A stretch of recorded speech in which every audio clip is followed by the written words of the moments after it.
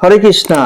তো আজকে আমরা শুনবো ভগবান নরসিংহদেবের একটি সুন্দর এবং অদ্ভুত লীলা। এই ইনসিডেন্টটি হয়েছিল দক্ষিণ আফ্রিকার একটি শহর কেপটাউনে একটি ভক্ত পরিবারের সাথে। তো এই পরিবারের একটি বাচ্চা ছিল, যেই বাচ্চাটি ভগবান নরসিংহদেবের খুব বড় ভক্ত ছিল। ভগবান নরসিংহদেবের অর্ধেক মানুষ এবং অর্ধেক পশুর এই রূপটি বাচ্চাটিকে খুব আকর্ষিত করত। তাই ছোটবেলা থেকেই বাচ্চাটি ভগবান নরসিংহদেবের খুব বড় ভক্ত ছিল এবং তাই বাচ্চাটি স্কুলের তার সমস্ত বন্ধুদের ভগবান নরসিংহদেবের কথা শোনাতেন এবং ভগবান নরসিংহদেবকে লায়ন গড বলে ডাকতেন। তো সেই জন্য বাচ্চাটির সমস্ত বন্ধুরাও ভগবান নরসিংহদেবকে লায়ন গড বলে ডাকতেন। তো একদিন ওই বাচ্চাটি তার সমস্ত বন্ধুদের সাথে খেলাধুলা করছিল এবং খেলতে খেলতে তাদের ওই খেলার বলটি রাস্তায় চলে আসে।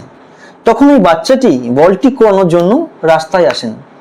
বাচ্চাটি যখন রাস্তায় আসেন তখন রাস্তাটি ফাঁকা ছিল, কিন্তু তার কিছুক্ষণ পরেই হঠাৎই সামনের দিক থেকে একটি স্পিডে ট্রাক আসতে থাকে এবং সেই মুহূর্তে বাচ্চাটিকে সরিয়ে নিয়ে যাওয়ার জন্য কোনো আশেপাশে মানুষজন ছিল না। তার ফলে ট্রাকটি এসে তাকে ধাক্কা মেরে ছিটকে ফেলে দেয় সাইডে এবং তার পরবর্তী সময়ে সঙ্গে সঙ্গে বাচ্চাটিকে হসপিটালাইজড করা হয় এবং ডক্টর তার পরিবারের কাছ থেকে অ্যাক্সিডেন্টের সমস্ত ঘটনা শোনেন এবং সমস্ত ঘটনা শোনার পর ডক্টর সঙ্গে সঙ্গে নার্সকে তার এক্স রে রিপোর্ট নিয়ে আসতে বলেন এবং সঙ্গে সঙ্গে নার্স এক্স রে রিপোর্ট নিয়ে আসেন এবং ডক্টর সেটি দেখতে থাকেন এবং তিনি দেখতে দেখতে দেখেন যে রিপোর্টের মধ্যে কোনো আঘাতের চিহ্ন নেই। তখন ডক্টর সেই মুহূর্তে নার্সের উপর রেগে যায় এবং রেগে গিয়ে বলতে থাকে যে এটি কার এক্স রে রিপোর্ট তুমি এনেছো, তোমাকে তো এই বাচ্চাটির এক্স রে রিপোর্ট আনতে বলা হয়েছে। তখন নার্স ভয়ে ভয়ে ডক্টরকে বলতে থাকে যে এটা এই বাচ্চারই এক্স রে রিপোর্ট এবং তারপর হঠাৎই বাচ্চাটির জ্ঞান ফিরে আসে।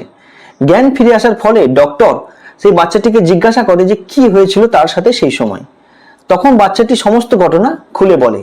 বাচ্চাটি বলে সে যখন বল কোড়াতে রাস্তায় আসে তখন সামনের দিক থেকে একটি ট্রাক খুব স্পিডে আসছিল এবং ট্রাকটি যখন তার সামনের দিকে আসছিল তখন তার মাথা কোনো কাজ করছিল না। তো সেই মুহূর্তে তার ভাবনায় তখন তার লায়ন গড আসে এবং তারপরই তার লায়ন গড তাকে কোলে করে সেখান থেকে তুলে নেয় এবং তাকে যখন তুলে নিয়ে যাচ্ছিল তখন তার লায়ন গড তাকে বলতে থাকে যে তুমি ভয় পেও না, আমি আছি তোমার সাথে, এই বলে তাকে রাস্তার সাইডে রেখে দেয় এবং বাচ্চাটি এও বলতে থাকে তার লায়ন গড খুব সুন্দর, খুব ভালো এবং তার লায়ন গড তাকে যখন নিচে নামিয়ে রাখতে যায় রাস্তার সাইডে, নামানোর সময় তার লায়ন গডের নখটি তার কোমরে লেগে যায় এবং ডক্টর বাচ্চাটির মুখে সমস্ত কথা শোনার পর ভাবতে থাকেন যে বাচ্চাটির সাথে একটা এত বড় ইনসিডেন্ট হয়ে যাওয়ার ফলে বাচ্চাটি হয়তো শক খেয়েছে এবং তারপর ডক্টর আলাদা আলাদা করে তার সমস্ত শরীরের রিপোর্ট করতে থাকে। রিপোর্ট করার পর তিনি দেখেন যে তার কোমরের একটি জায়গায় একটি ক্ষতের চিহ্ন এবং সেই ক্ষতটি কোনো পশুর।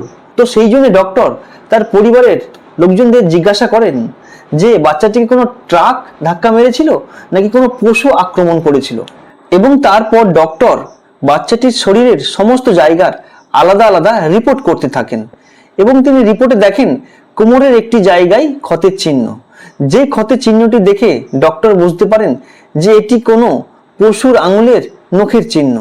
তখন ডক্টর বাচ্চাটির পরিবারকে জিজ্ঞাসা করেন যে বাচ্চাটিকে কোনো ট্রাক ধাক্কা মেরেছে নাকি কোনো পশু আক্রমণ করেছে।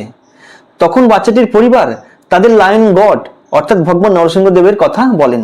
তো এটা শোনার পর সেখানে উপস্থিত যারা ডক্টর এবং নার্স ছিলেন সবাই চমকে যান এবং ভগবান নরসিংহদেবের কথা শোনার পর সেখানে উপস্থিত সমস্ত মানুষজন ডক্টর নার্স ভগবান নরসিংহদেবের ভক্ত হয়ে যান।